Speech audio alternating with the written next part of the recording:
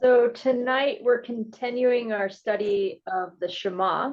And so over the past week, your homework was to read the Shema and have that experience of reading through it, because this is a really important Jewish prayer. It would have been a very important prayer to Jesus. And it's still the very important, the content of which is a very important prayer or part to Christianity as well. So that was the key piece that we're looking at is Deuteronomy chapter 6, verses 4 through 5. But then the whole prayer is longer than that. But what was your experience reading the parts of the Shema? Or maybe let's read it now. Maybe you didn't get a chance to read it. And let's go to Deuteronomy chapter 6.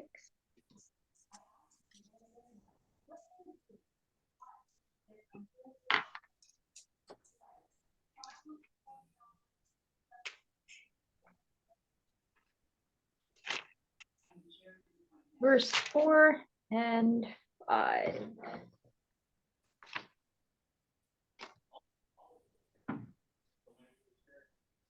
Shema, O Israel, the Lord is your God, the Lord alone. You shall love the Lord your God with all your heart and with all your soul and with all your might. Remembering last week, we learned the word for to hear is Shema. And so, which also attaches to it not just the act of hearing and listening, but also you do not Shema unless you are responding to that listening. And so it encompasses all of that. So, and as we go through these Shema, by the end of this series, you'll be able to say all the key parts of this opening part of the prayer all in Hebrew. We won't get into the little words, but you'll have it in Hebrew by the end of this. Wow. Right.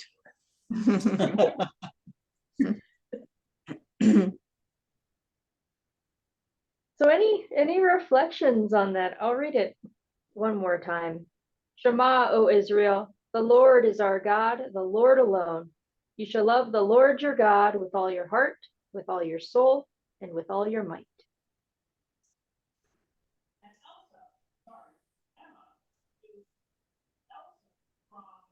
Well, for me, it's always, I know how much I fall short of all your heart, with all your soul, with all your strength, or that's at least what mine says. But how often you live in this world, you fall short. Yeah. Yeah, to do something with absolutely everything. We often just put part of it in, keep part in reserve.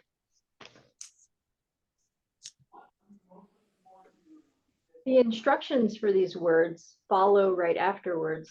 Right. Keep these words that I am commanding you today in your heart. Recite them to your children and talk about them when you are at home and when you are away, when you lie down and when you rise. Bind them as a sign on your hand, fix them as an emblem on your forehead, and write them on the doorposts of your house and on your gates.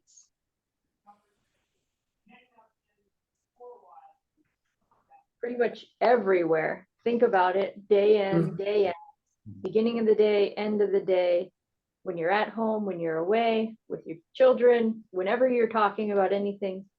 In fact, write it, like bind it on your hand so you see it. Whenever you're working, whenever you look down, and put it on your forehead. So if you look in the mirror and see your hair is a mess, you see, Shema, O Israel, the Lord is your God. When you go in and out of your house, you see it on your doorposts, on your gates. When you go through your gates in and out of your yard or in and out of your field, you would see these words and have it constantly being reminded. Do you have anything in your houses, symbols or things that constantly remind you of things that are important to you? Does anybody Pictures. have Pictures. pictures? Yeah.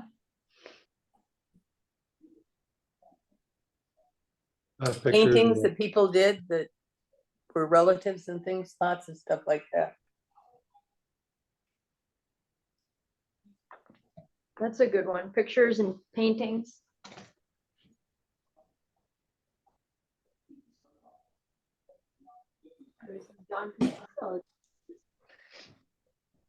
Books, Hmm.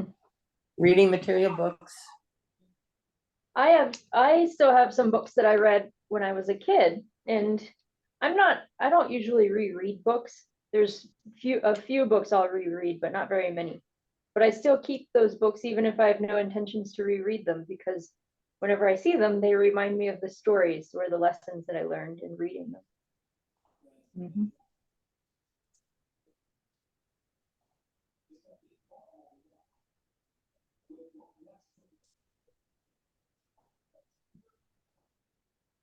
We just have a lot of heirloom things that remind me of relatives in the past, and you know, bring back good memories, and people I didn't even know but was told about, Yeah. that I can then I am able to tell Leah about those things because she can see the pictures and the objects. Mm-hmm.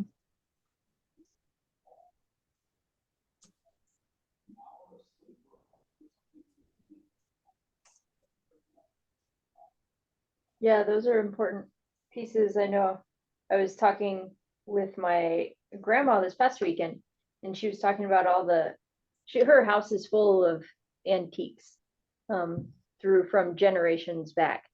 And as I was talking with her, she was talking about like where these things will go when she passes away, and really not having no idea who's going to want these different things, or where will they go, because it's a lot of bedrooms of a lot of stuff. A lot of stuff. Yep. And so I was thinking about that, and I know there was my great grandmother who I didn't know at all. She died like 2 weeks before I was born, and I was thinking later, I was like, I kind of would like something from my great grandmother, because I didn't know her, but like there's just this, I think, closeness because of how close she had died to when I was born, that I know of her.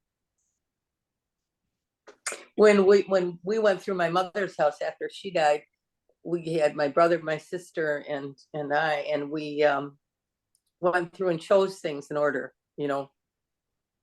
And that was really fun because in doing it all together, we got to say why we wanted what we wanted, and and then nobody felt that they were being slighted because you got to pick. You know, somebody didn't tell you what you were going to get, you got to pick it. Yeah. And so a lot of these things that we name are things that are our families, and they bring such a sense of, at least for me, like love and comfort, or good memories and warmth. And so when you think about the Shema prayer, that the intention of it is also to bring similar things when it is written on your hearts, written on your doorposts, written and it's talked about in conversation. That it's not just it's meant to call us into action, because to Shema is to act, like we are hearing and then we respond. So it's meant to call us forward, but it's also intended to be that that when we see this, we are filled with such comfort as well. That it is like the photos of family members, that when we see the Shema prayer, reminded of those words, we're reminded of good memories with our God. We are reminded of God's love surrounding us. We are reminded of that peace and that comfort that we carry and that is around us at all times. And so that's another layer of having this prayer being written and visible all over the place, that you are continuously reminded of that. And there's in the Jewish understanding of the law, is that the law is not meant to be that which like is oppressive and binds you, or that you must follow this law, or it's not like a speeding like sign. If you break the law, you get a ticket. The law is meant to be freedom as well, because when we live in the law, there's a freedom within that. When we live in the law, we're more able to love one another freely, because we're living in such a way that uplifts community as a whole. And that's part of what the Shema is. Hey, Gretchen, this whole context is this when Moses brought the tablet down from the mountain? So did he say like verbatim what the Lord had told him? Is that how the Shema began? Yeah, so Who was saying this? Moses is handing this to the people, but it's not being told as a prayer in this first context. Later on, it becomes a prayer. So in this first context, Moses is repeating to the people the messages that Moses has received from God.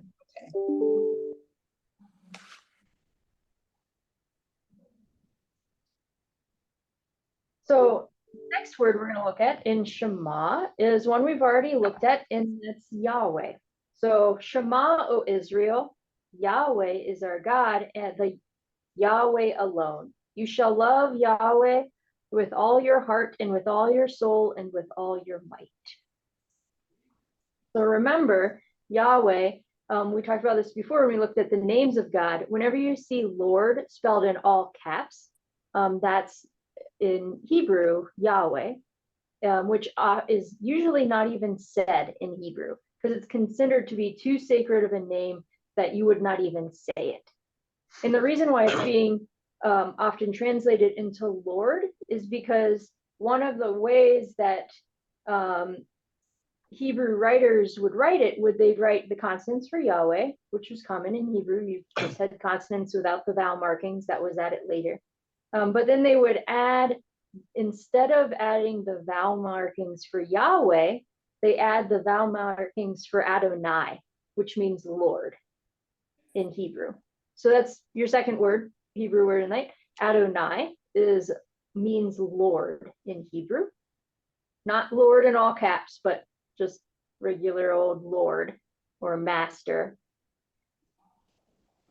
And what meant was then it made a nonsensical word because you had the consonants for Yahweh and you had the vowels for Adonai, and it made a word that didn't exist in Hebrew just to remind people not to say this word aloud, because then they wouldn't say Yahweh because the vowels didn't pronounce Yahweh. It said a nonsensical word.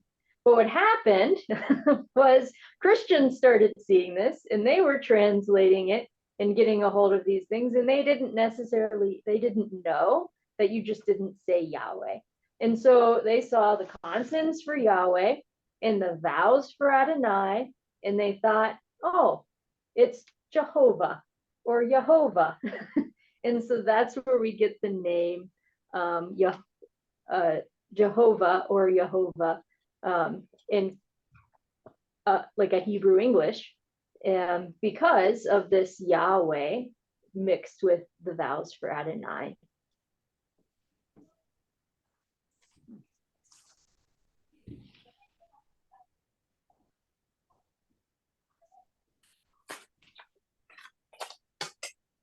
We're going to jump deeper into Yahweh. So it stopped being said out loud probably after the Babylonian exile, 6th century BCE.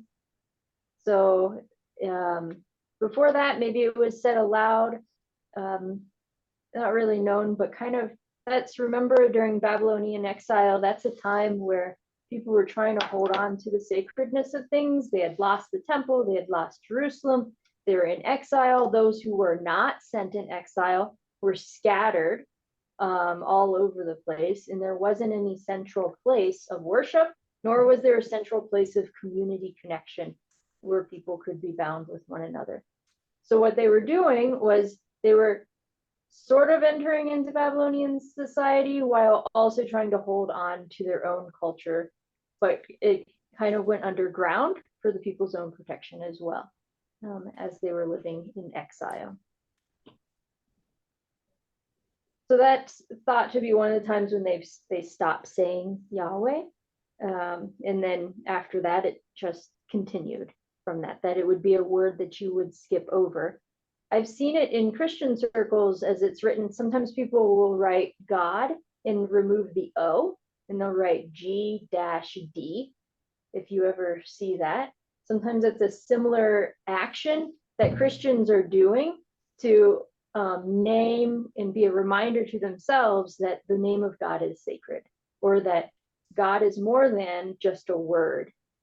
Because sometimes we use the word God kind of flippantly, and so they'll write it in that way as a reminder to themselves or to people who read it, just to put a dash instead of the O in there. So it's not meant to be anything that's taking away from the name of God. It's actually meant to be adding sacredness to it in our English tradition. So Yahweh, we've got this name Yahweh, and we are being introduced to it in Exodus. So if you flip back from the Shema to Exodus chapter 3, and we're going to read verses, we're just going to read the story of Moses. Chapter 3, verses.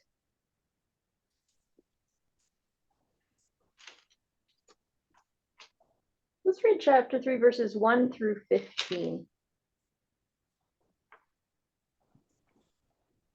Would anybody like to read maybe 1 through 6, and then we'll kind of split it up and hear it from different Bibles? Sure, I can. Now Moses was tending the flock of Jethro, his father-in-law, the priest of Midian, and he led the flock to the far side of the desert and came to Horeb, the mountain of God. There the angel of the Lord appeared to him in flames of fire from within a bush. Moses saw that though the bush was on fire, it did not burn up. So Moses thought, I will go over and see this strange sight, why the bush does not burn up. When the Lord saw that he had gone over to look, God called to him from within the bush, Moses, Moses. And Moses said, Here I am. Do not come any closer, God said. Take off your sandals, for the place where you are standing is holy ground. Then he said, I am the God of your father, the God of Abraham, the God of Isaac, and the God of Jacob. At this, Moses hid his face because he was afraid to look at God. Somebody else read verse 7 through 12. I can do that. Okay. Then the Lord said, I have seen how cruelly my people are being treated in Egypt. I have heard them cry out to be rescued from their slave drivers. I know all about their sufferings, and so I have come down to rescue them from the Egyptians and to bring them out of Egypt to a fertile and spacious land, one which is rich and fertile, and in which the Canaanites and Hittites and Amorites and Perizzites and Hivites and Jebusites now live. I have indeed heard the cry of my people, and I see how the Egyptians are oppressing them. Now I am sending you to the king of Egypt so that you can lead my people out of his country. But Moses said to God, I am nobody. How can I go to the king and bring the Israelites out of Egypt? God answered, I will be with you, and when you bring the people out of Egypt, you will worship me on this mountain. That will be the proof that I have sent you. And I'll finish 13 through 15. But Moses said to God, if I come to the Israelites and say to them, the God of your ancestors has sent me to you, and they ask me, what is his name? What shall I say to them? God said to Moses, I am who I am. He said further, thus you shall say to the Israelites, I am has sent me to you. God also said to Moses, thus you shall say to the Israelites, the Lord, the God of your ancestors, the God of Abraham, the God of Isaac, and the God of Jacob has sent me to you. This is my name forever. This is my title for all generations.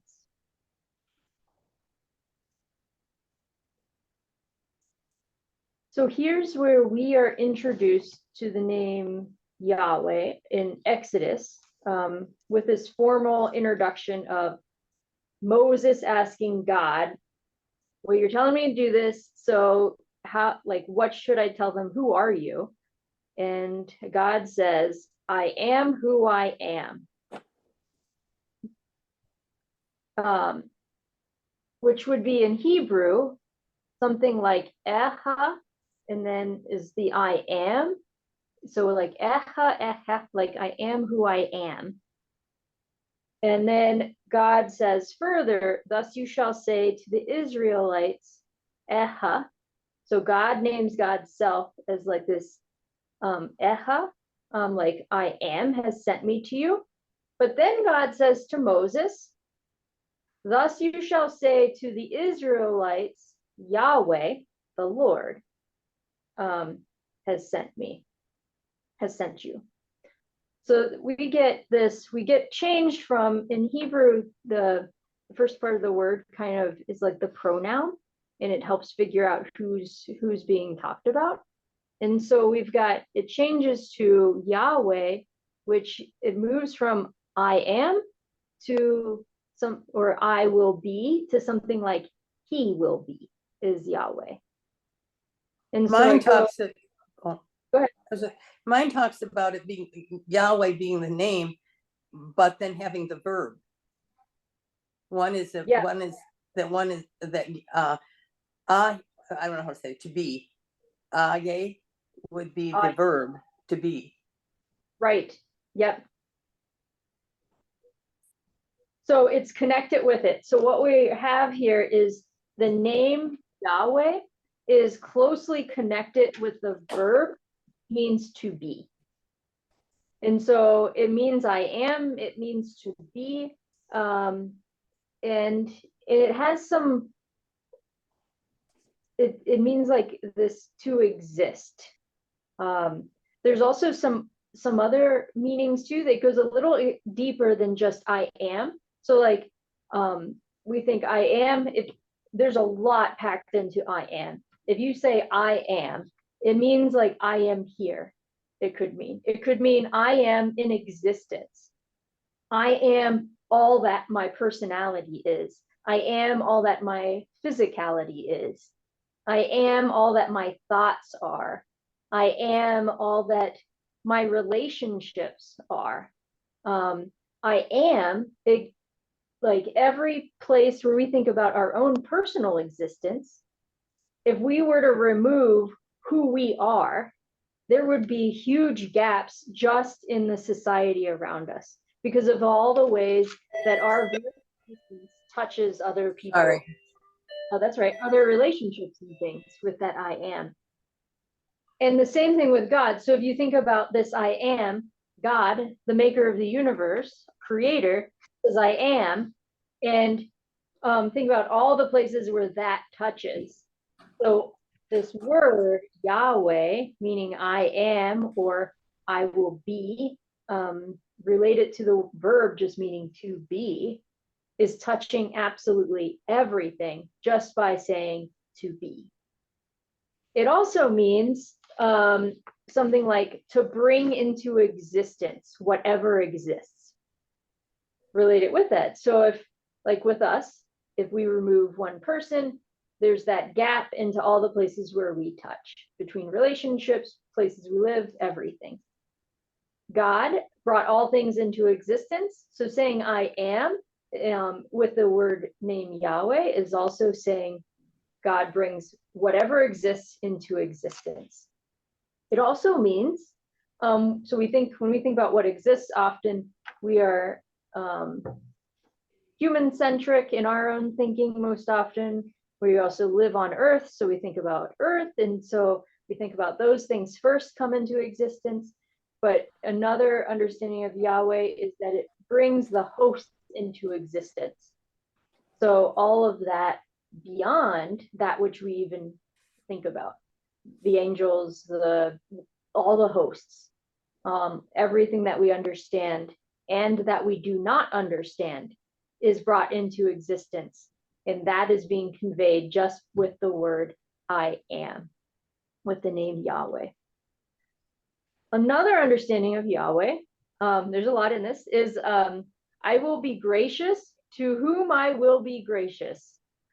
So if you think about it, it's translated as I am in English, but it's also could be translated English as I will be.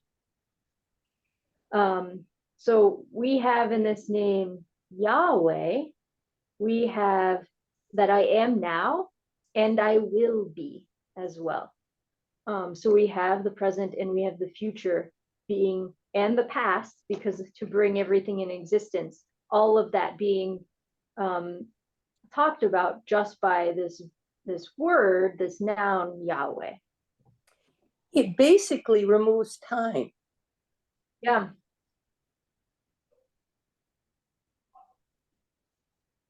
Yeah, it just by saying I am who I am, or I am has sent me, is removing the concept of time and stating Yeah. that I exist beyond the time that you are in. It's like it would be like what we call everlasting or whatever, but it's more than that. Mm-hmm. It's everything. Yeah. I couldn't think of a word in English, like a single word that conveys all of this. I don't know if And we have one. I don't know that we have one, and to remember too, like Hebrew is developing. At this time, Hebrew is a living language, and so it's also developing with these words and these concepts of God. But still, Hebrew is inadequate for describing God, and that's one of the reasons why Yahweh is such a sacred name, that it's not spoken, because even the name Yahweh would be inadequate to express everything when it's spoken. But that's so important. We don't hear that in church, you know. I mean, I'm not criticizing you, but we still put parameters around everything. And it's like this, there is no parameter. You have to let go. You absolutely have to get outside the box or whatever, that there isn't. Yeah. You have to understand who God is, what he can do.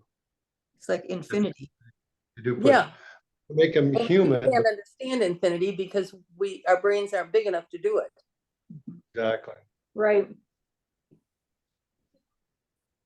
That's pretty awesome.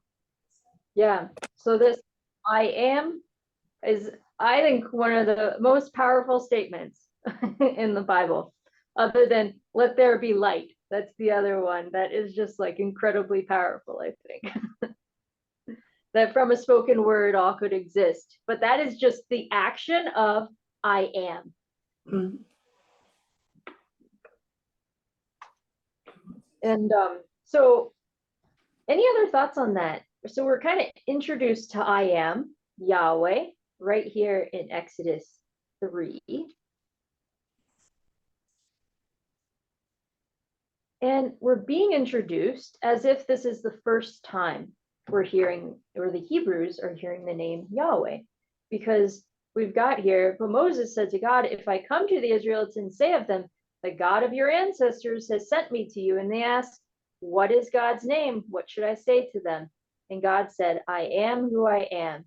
God said further, thus you shall say that I am has sent me to you.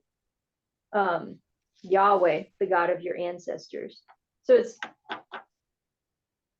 in one way being presented as if this is the very first time they're hearing that.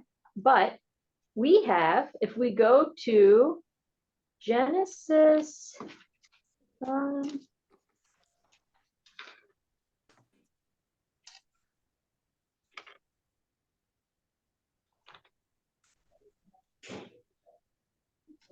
actually, let's go to, Genesis 4, chapter 20, or chapter 4, verse 26.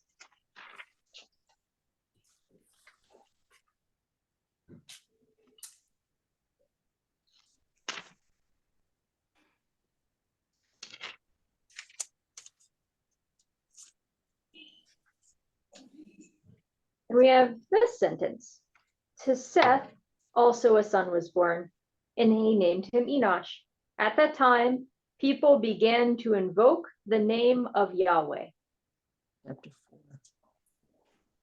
So chapter 4, verse 26 in Genesis. So we have all the way back here in Genesis saying that Seth, child of Adam and Eve, bore a son, named him Enosh. And at that time, people began to invoke the name of the Lord in all caps. So meaning is Yahweh in this place. So Yahweh's name was starting to be invoked here in Genesis, even though it sounded like Moses was introducing to the people who the name of God all over in Exodus. Then if we go, we're going to jump back. Is to Enosh the same? No, Enosh and Enoch are two different people, right? different people. Yep. Yeah, okay. It gets pretty confusing, the genealogy lineups back there, because a lot of the names do sound similar. So we've got Exodus 6. And we are going to dive into genealogy here. This is one place many places, genealogy is really important, but here's one of them, why to read the genealogy as we're getting into this. So Exodus chapter 6, verse 20.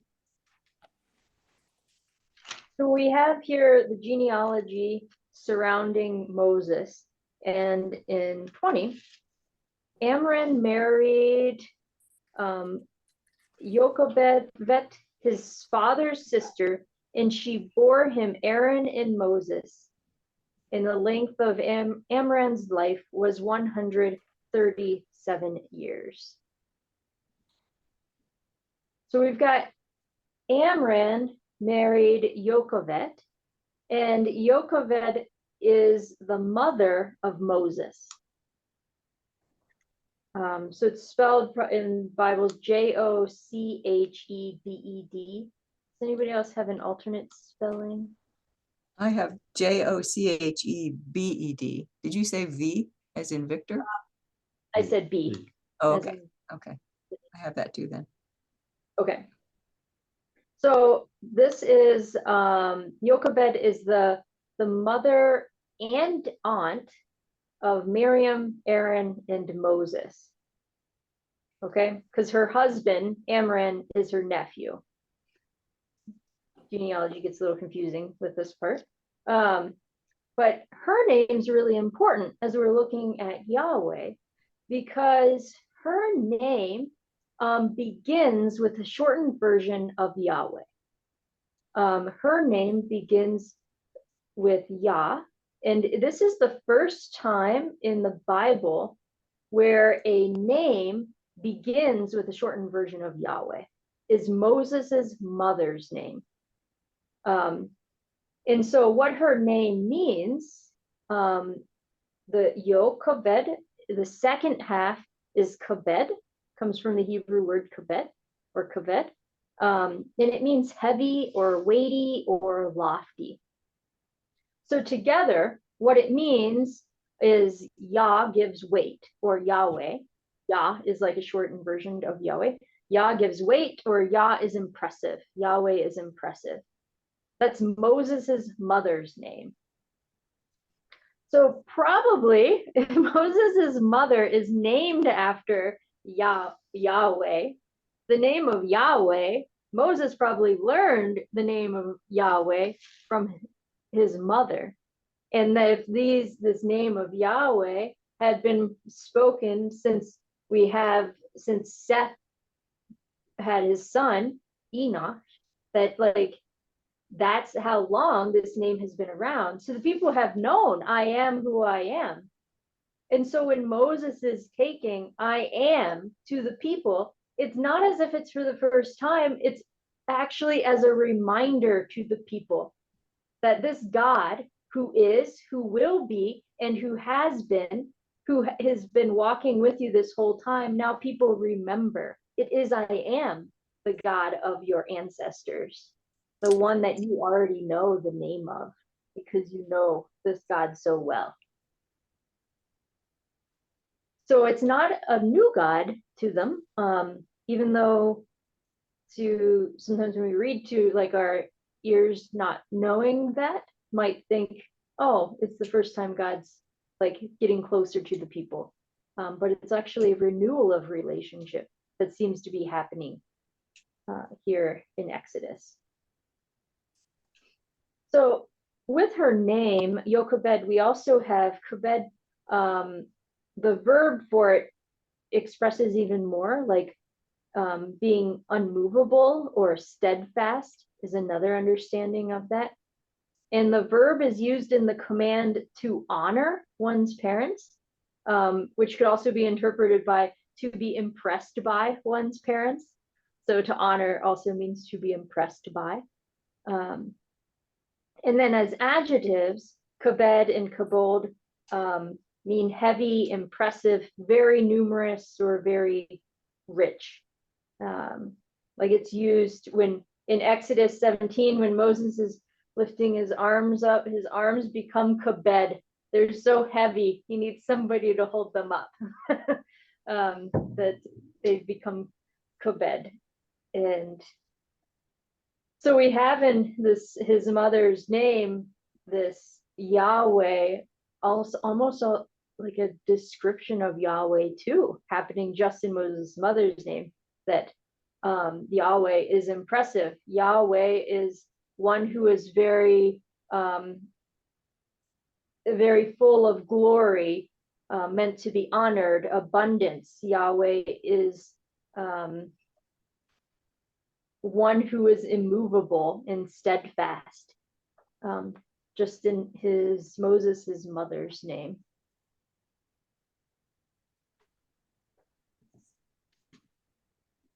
Remembering the story of Moses, though, does anybody remember Moses is growing up here?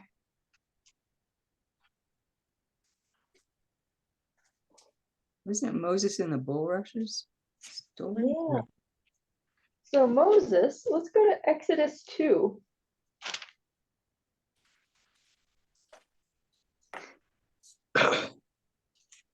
So Exodus chapter 2, verses 1 through 3.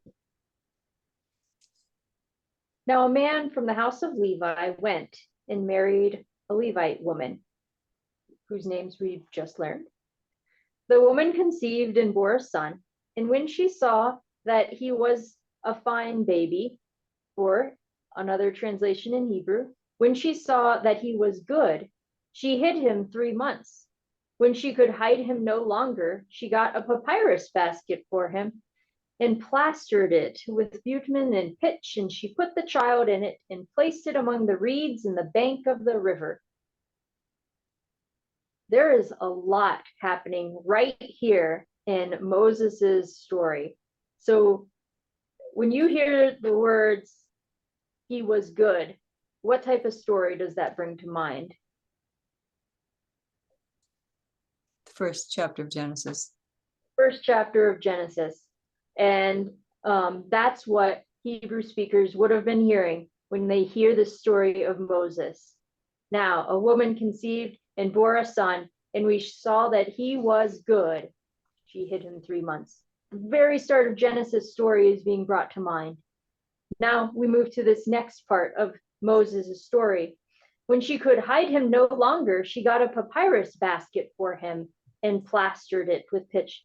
What story reminds you of, what might this story remind you of from Genesis? Something that floats, was created and carried people to safety. The ark. The ark. Ark, yeah. So this, we have the second extremely important story in Genesis is Noah's Ark. Just in this story of Moses, she got a papyrus basket for him and like an ark carried him to safety. Then she put the child in it and placed it among the reeds on the bank of the river. This one might be a little harder to get just because we often call it the Red Sea. So this one jumps ahead a little bit in the story, but as people hear this, they already know where the story is going when they're telling this. And the Red Sea, remember Moses took his staff. There's lots of songs about it, parted the Red Sea, and the people walked across dry land. So another name for that sea is the Reed Sea, not the red, like the color, but the Reed Sea, like the reeds that grow along the waters. And so that the fact that she put the child in it, placed it among the reeds in the bank of the river, is also recalling for people at the start of Moses' story where they're going. So in telling it this way, they're reminding the people, where did you come from? You came from the creation that God made. How did you come here? You came from through the ark, from this new creation that was created, this new covenantal promise that promised in Noah's ark this protection and this care, and that you would not be destroyed. And you would make it through even when you came to this place where it seemed impossible to cross. You would walk across dry land in the reed. Wow. That's amazing.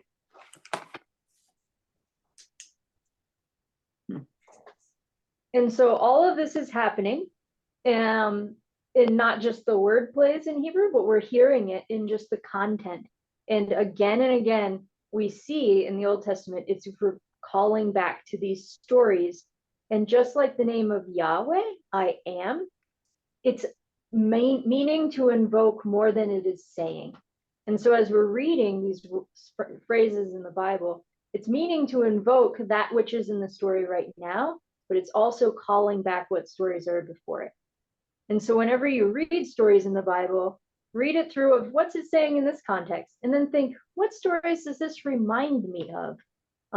Because it's asking you to call those things back, just like the pictures on our wall call our memories of our loved ones.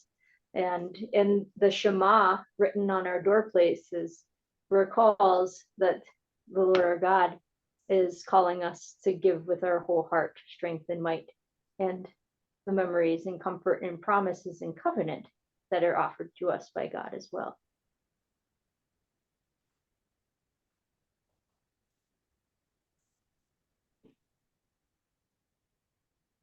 So any reflections on that? We kind of went through, and we've got a short clip from the Bible Project. It's 4 minutes or something. That'll bring us back together, offer some additional clarity, remind us of some of these connections. But any reflections before that? In my study Bible down here, it says that there's some reason to believe that Amram and Jochebed were not the immediate parents, but perhaps the ancestors of Aaron and Moses. Because the timeline doesn't seem right, I guess. Since Moses was 80 years old at the time of the Exodus, he must have been born at least 350 years after Kohath, who consequently could not have been Moses' grandfather. I don't know, they're just trying to find the genealogy, I guess. Yeah, and the dates are hard in the Bible. They are extremely hard. Remembering that, so that might be right. They may not actually be Moses's parents, but in some way the Bible connects them with Moses. And so that connection piece is important. But it also says that the name Jochebed appears to mean the Lord is glory. If so, it shows that the name Yahweh, here abbreviated as J-O dash, was known before Moses was born, just like you said. Yep. Yeah, dates are so hard in the Bible, and because it's hard to place it's hard to place exactly when things are happening, because they're not all happening in order all the time. But then it's also hard to place them because it's we've got things were an oral tradition first, and then it's later that they're being written down, and they're not being written down in chronological order either. And I think the numbers don't mean the same as they do now. Like 40 days meant like a long time, or 350 years could have been, in our span, could have been 70 years or something. They had a Right. different time span of thought, I think. Yeah.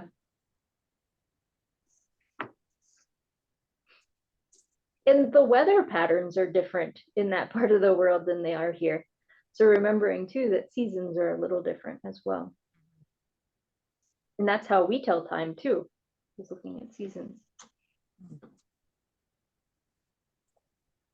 I'm going to show this video, and I heard our church doorbell ring, so I might run up and see if somebody wants candy. and I'm going to share my screen with this short clip from the Bible Project. Or bring your candy bowl with you, Gretchen. I will, for sure. Here we go. For thousands of years, every morning and evening, Jewish people have prayed these well-known words as a way of expressing their devotion to God. They're called the Shema. Hear, O Israel, the Lord is our God, the Lord is one. And as for you, you shall love the Lord your God with all of your heart, with all of your soul, and with all of your strength. We're going to look at the second key word here, Lord, written in all capital letters. This is the personal name of Israel's God. We first learn the meaning of this name in the story of Moses and the burning bush in the book of Exodus chapter 3. God appears to Moses and he commissions him to liberate the Israelites from slavery. And so Moses wonders, what if people ask the name of the God who has sent me? And so God responds, tell them, Ehyeh has sent me to you. Now, that Hebrew word Ehyeh means I will be. In other words, God's name means that he is the one who is and who will be. God's existence doesn't depend on anyone or anything else. This God simply is. But it will sound kind of strange for Moses to go say to the Israelites, I will be has sent me to you. Only God can say, I will be.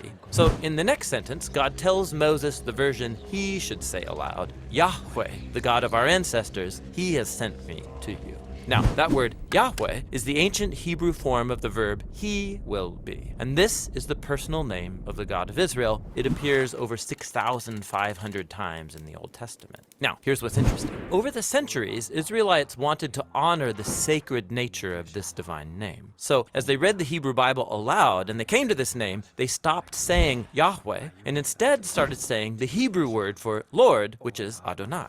Now, this practice has been continued throughout the centuries, and so later, when people started translating the Bible into English, they adopted the same practice. Instead of spelling out the divine name, they translated it as Lord, spelled in all capital letters. Okay, you got that? Good, because there's more.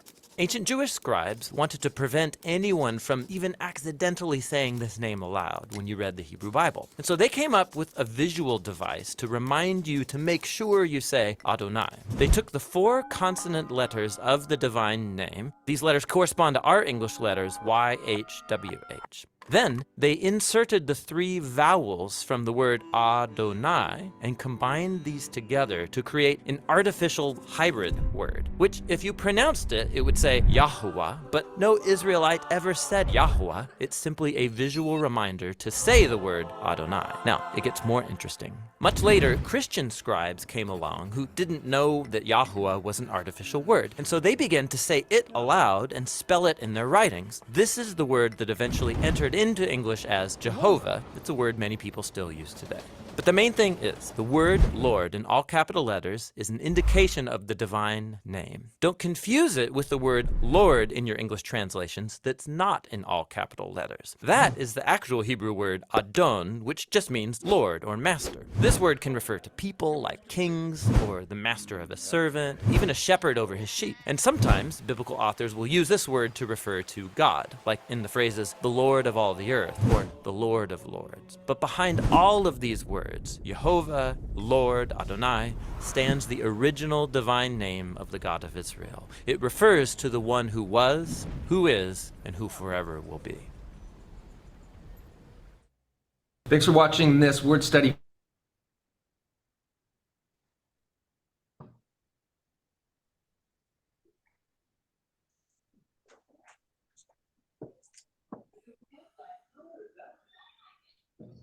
And there we have our summary from the Bible Project.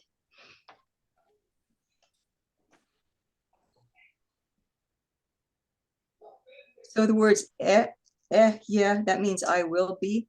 Did he say that? Is that what you Yeah, said? that Okay. means I will be, Okay. and then Yahweh, he will be.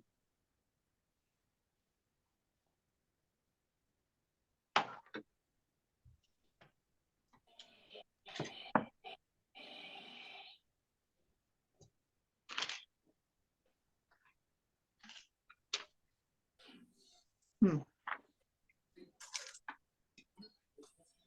So to close us up, let's go back to Deuteronomy chapter 6, verses 4 and 5.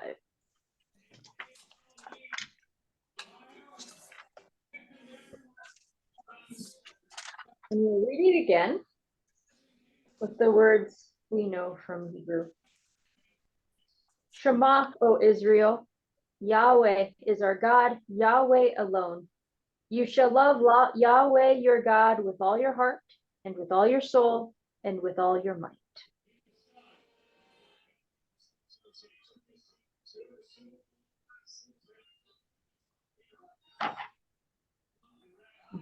So your homework for this week is to take this first part of the Shema and put it somewhere. Put it somewhere where you would see it every day as a reminder of the Shema, and just see what happens.